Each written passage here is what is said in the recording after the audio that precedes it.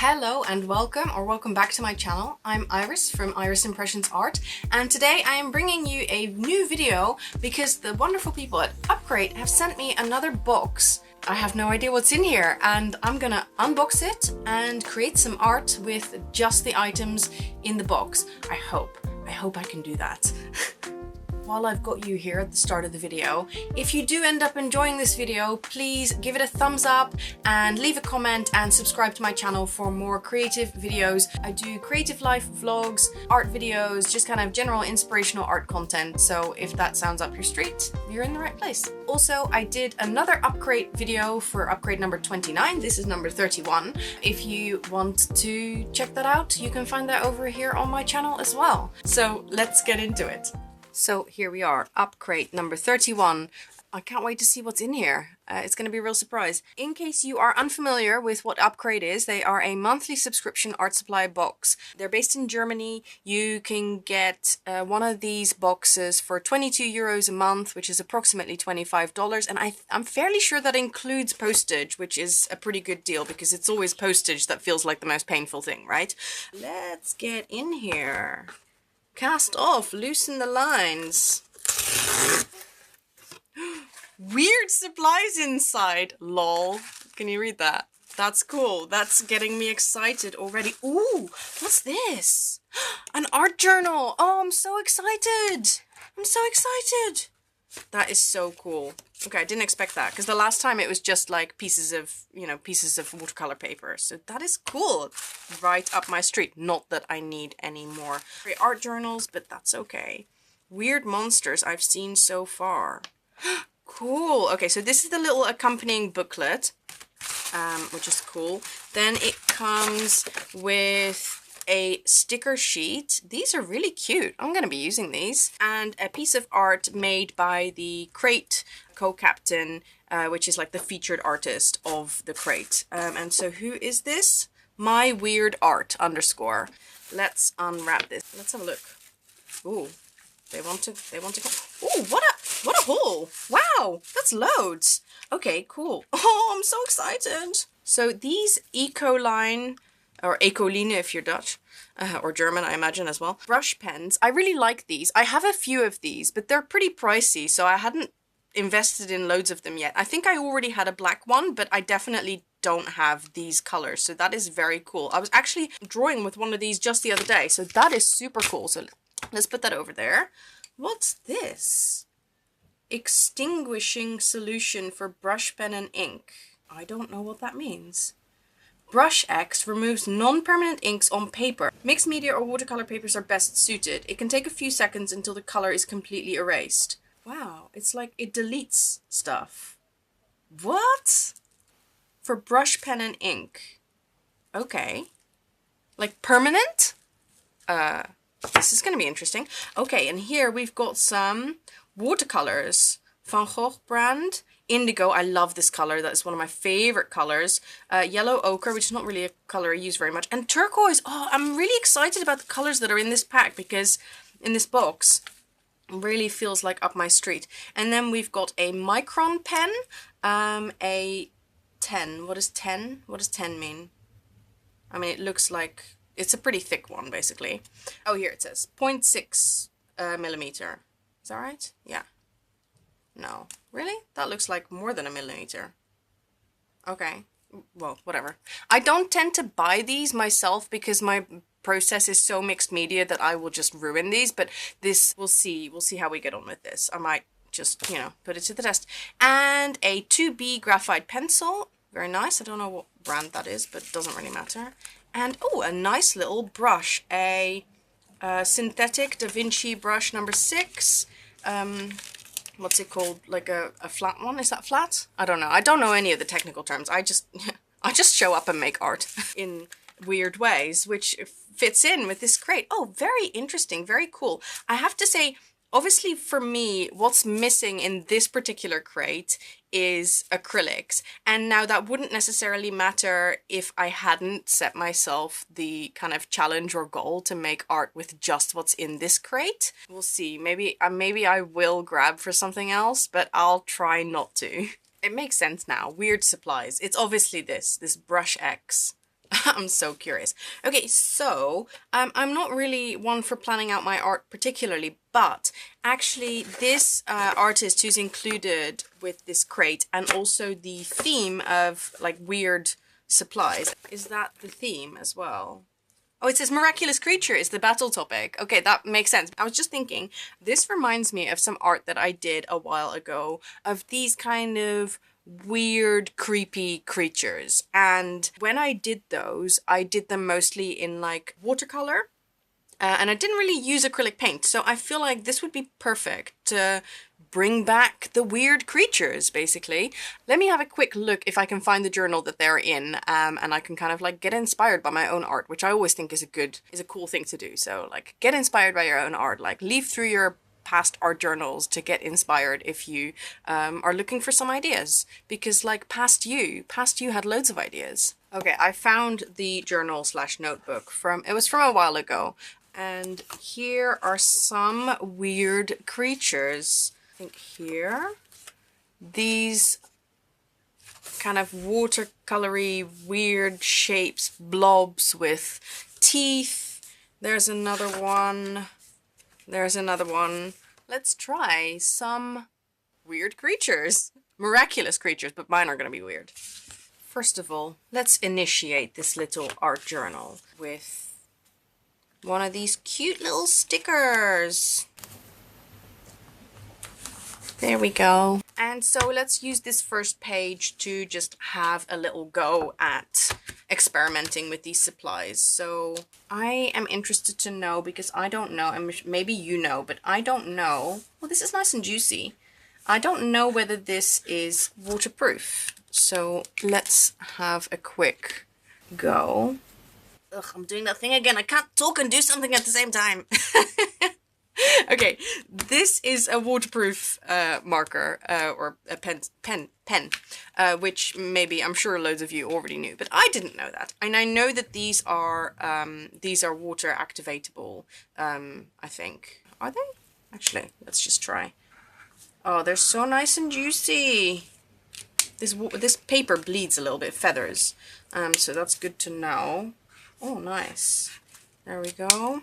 And this color palette is very cool. I really like it. And now let's have a go with a little bit of water and see what happens. No? Are these not? I thought these were kind of like Tombos. So maybe that is what they are. I think they'll probably react differently depending on what paper you put them on. This is kind of like slightly plasticky. Cool. Okay, and then let's have a look at these. These are very full.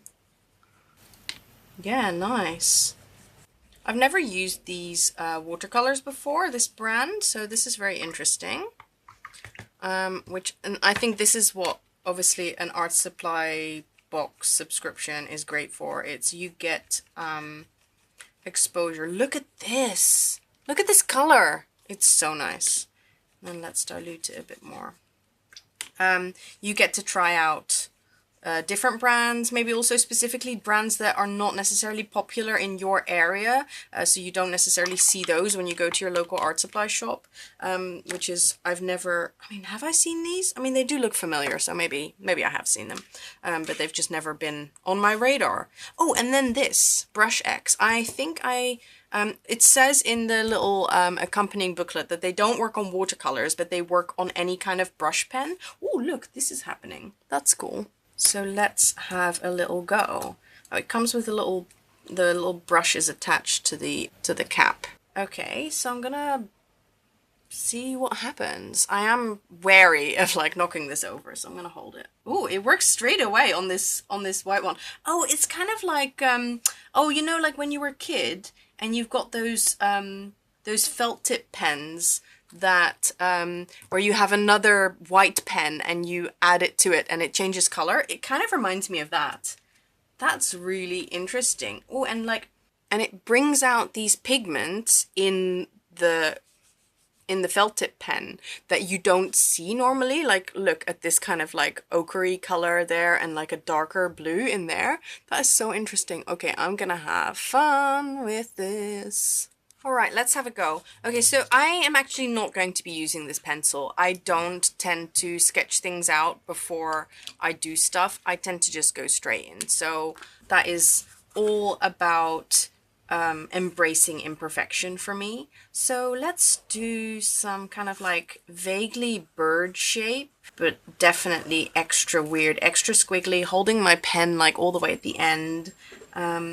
And then do some of those weird beaks that I was doing in those other ones. Weird. And what about my signature go-to quirky eye? That is cool. Yes. And what about if this one had really long legs and then like kind of these types of, what do you call those? Feet? Are they feet? See, you can make something fun and quirky and weird so easily. And then I'm gonna write here underneath it, because I'm a millennial. Okay. Burb. Cute. Now, I'm no watercolor artist. I don't really know what the rules are, but I guess I don't really care. I'm just gonna like fill things in. And obviously, like, you could do this the other way around as well, I guess. You could do a blob of paint and then come in with that black pen and then do it the other way around so that you're outlining some kind of blobby shape. That might be cool too. And also, I'm just thinking right now, because of that, this, you know, you could go outside the lines. I mean, you could go outside the lines anyway, because like there are no rules and imperfection is great and let's embrace it. But if you do make some kind of what feels like a mistake, you could always drop some of that on there and, you know, fix it. I'm actually enjoying working with this. I do really love the kind of the restriction of saying, okay, I'm just going to use what's in the box, because I'm so used to my own process. I'm so used to kind of like, okay, these are the supplies I always use.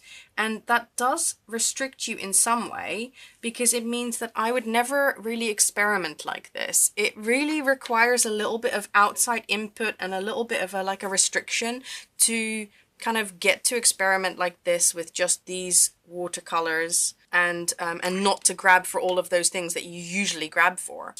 You know what I am missing? A little bit. Like, I feel like I want something red. Like that real kind of... So all these colors, they go really nicely together. Like, they're a real nice kind of selected color palette. But personally, I would love to do something red. So I'm gonna just wait for that to dry and then I will continue. But just as a little aside, they do these hashtags. So if you're looking for inspiration for the specific crate that you've got, you can go to hashtag UPCRATE battle and then the number, in this case it's 31, and then you can just kind of like scroll through the gallery and you can really see how people have used that color scheme and like all the different interpretations, you know, like miraculous creatures, but everybody interprets that in a different way. So it's really cool and it's nice and inspiring. So that was a little hot side tip. So let's have a go with the inverse technique, really. Just kind of doing something blobby. And this paper is really quite nice for watercolors. I do like it. I don't know, I want to do a blob without thinking too much about what it's going to be, and then maybe do a little bit of like, you know, like cloud gazing, where you're looking at the clouds and you're seeing things in it, rather than like, oh, I'm going to make something that looks a certain way. Get some of that really nice dark, and it feathers so nicely on this paper. See, now I'm thinking that's a little tail. Right, I think that will become an animal. And then let's do something with this color here. Something else blobby. Looks like a rhinoceros to me, actually. But I don't want it to be a rhinoceros. I want it to be like some fantasy creature that doesn't exist. So while that dries, I can continue with this one. Okay, let's have a little go with this. I think it would look cool to put this here on the wings and see what happens. Oh no, wait! I'm so stupid. It doesn't work on the watercolors. Duh. Alright. never mind. I'll do some in a minute on another page with the Ecoline markers, and then we will have a go with that. But for now, I'm gonna just, you know, have a go at making these into creatures. Right, let's have a go. So this is a bit different. This is kind of like drawing around what is already there. That's like a tongue. But I'm not a skilled enough drawer to like make that look like a tongue. But let's have a go. Oh, this feathers quite a bit when you go onto paper that has already been wet. Okay, that's kind of interesting. And what about this? Is this the front or is this the front?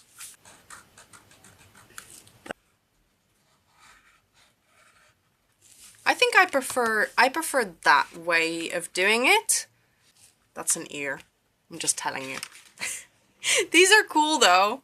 They are very interesting. Let's do another one with this fun kind of loose technique like this. I love these teeth. I do. Those are legs. I mean, I'm just telling you, they are. They're fantasy creatures. There's no rules. And then what about kind of an eye like this? And like really deliberately like squiggly. How about some feathers that kind of come out like this?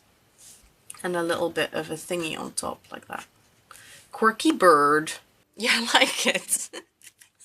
Oh my gosh. Okay, and then what I'm gonna do is I'm just gonna give this a couple of minutes so that the ink is dry, and then I think I'm gonna make this wet and then come in with these brushes and see what happens, because I feel like that these brushes, they're really nice and juicy, but yeah, I don't know. I'm just trying to figure out how I like to use them.